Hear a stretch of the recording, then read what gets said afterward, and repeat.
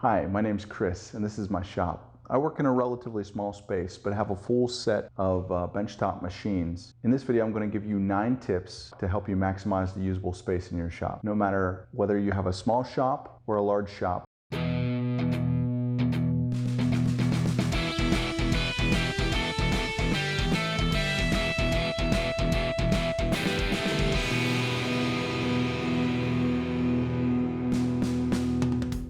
I move around pretty frequently for work, and I've personally established my own shop in 6 different locations.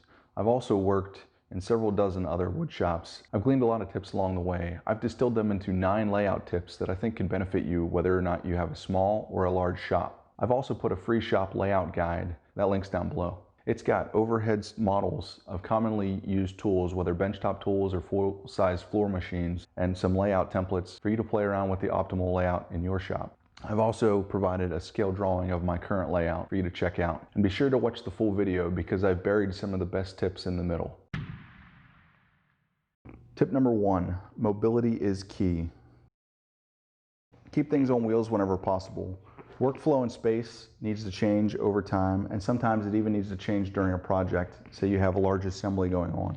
Even my material storage cart and tool wall are on casters. If I need to move them out of the way or into the corner of the garage, I can do that. And it makes moving easy whenever the time comes.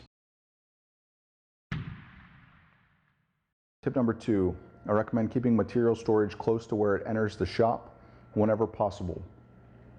The absolute best commercial layouts I've seen have material enter on one end of a building and exit as finished goods on the opposite end.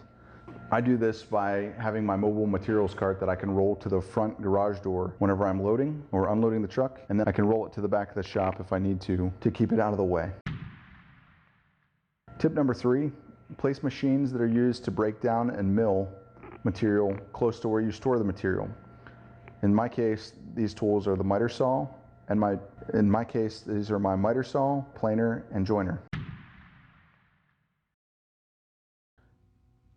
Try to group machines by function or process. For example, you want all your milling and shaping and rough shaping in one place. This allows you to stay in one general work area for each phase of the project. As you transition from rough material that you cut to rough length and then run it through the milling process, you can generally do that in one area of the shop, and then you move on to cutting things to size all the way through assembly and finishing. I recommend aligning the long axis of each machine with the long axis of the space, especially if you have a small work area like a shed, a garage, or a basement. Here's an overview of my current shop. This is also in the free PDF guide if you want to check it out. You can see that all of my long runs for all of my main tools are parallel. What this allows me to do is, whether I'm milling using the table saw, the miter saw, the bandsaw, the jointer, etc., I'm not limited on the length of material I can run through. You can see here I can rip a full 8-foot plus length piece of wood through the table saw to include an entire sheet up to standard cabinet depth. I can also cross-cut a full sheet of plywood or cut dados in it if I need to on a long panel.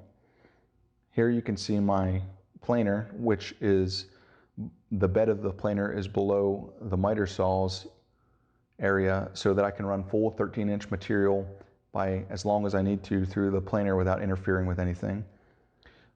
Up above it here, my miter saw has a full 4 inches of support, 4 inches deep by 8 feet long of support on the sides of the miter saw. So that allows me to have complete support for an 8-foot board, or I can overhang things off the end of the bench and cut things that are even longer than 8 feet. Here you can see my jointer on the other side of the bench. It's a 6-inch joiner, and it comes out beyond the side of the table saw. So I can joint boards that are 6 inches wide for as long as I need to without running into anything. We'll talk a little bit more about thinking in 3D, but you can see that the jointer and the planers, having them at a lower height, allows me to not only get the downward pressure I need on a board when I'm jointing, but it also allows me to maximize that space without interfering with the table saw and the miter saw. You can also see on the opposite end, my bandsaw, I can run full length material through it also, in case I have an oddball resaw. I know I got a benchtop bandsaw here, but I can at least run long boards through it if I need to.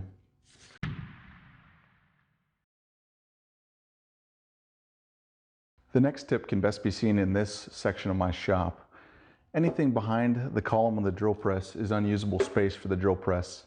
Anything to the left and side of the bandsaw arm is unusable space for the bandsaw. And anything to the rear of the miter saw fence is unusable for the miter saw.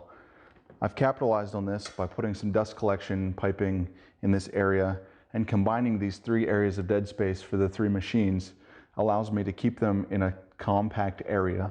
So things like the joiner, fence, and the table saw can be right up against each other. The sides of the planer can be right up against the side of the bench. Anyhow, combining dead space allows you to consolidate machines to a tighter area. Now I do have a little bit of an interference here between the drill press and the bandsaw, but my bandsaw is also on a French cleat that allows me to remove it in those odd circumstances where I might need to drill something wide on the drill press.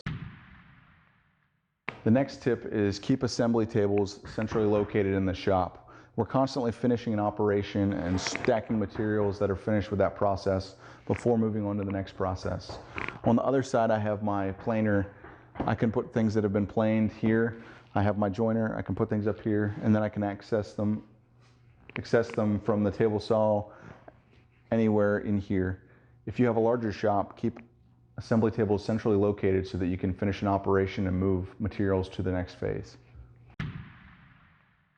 Storage is an essential part of woodworking. The more organized you are, the easier it is to return everything to its home whenever you're completed with a project. I typically go through a cycle where I grab every possible tool and material that I might need for a project, and then clutter it everywhere around the job site, around the shop, until I'm complete. And then I'm left with a mess like this to put back at the end of a project. Because everything has, for the most part, its own space, it's as easy as this to put everything back in its place when a project's over. Okay, yeah, right, that's a bit of an exaggeration, but I'm sure you can appreciate that everything having its place makes it a lot easier to put things back. And a free bonus tip for in-between project cleanup, an electric leaf blower is one of my absolute favorite tools for cleaning out the garage in between projects. And my wife really appreciates me getting rid of all the dust. When I walk into my shop and it's clean like this, it's super inviting for starting a new project. Also, when it comes to storage, you want to make sure that you plan for project parts and scraps. You know that you're going to have to store parts throughout the course of a project. Many projects can't be completed in a day, so you at least have to store them overnight. Or if you're a weekend woodworker like me, you may store them throughout the course of the business week until you can get back to them on the next week, or for months until you finally have the time to get back to the project. The last and final tip is to remember to think 3D. Whether you're talking storing clamps out from your wall or utilizing this space completely that's under your workbenches, thinking about the usable space in 3 dimensions helps you plan the best layout and storage for you. If you look at my joiner down here, you can see that it's below the plane at waist height of my table saw, so it doesn't interfere with the table saw. It also slides back in so that I can get close to the workbench and use the workbench as an assembly table.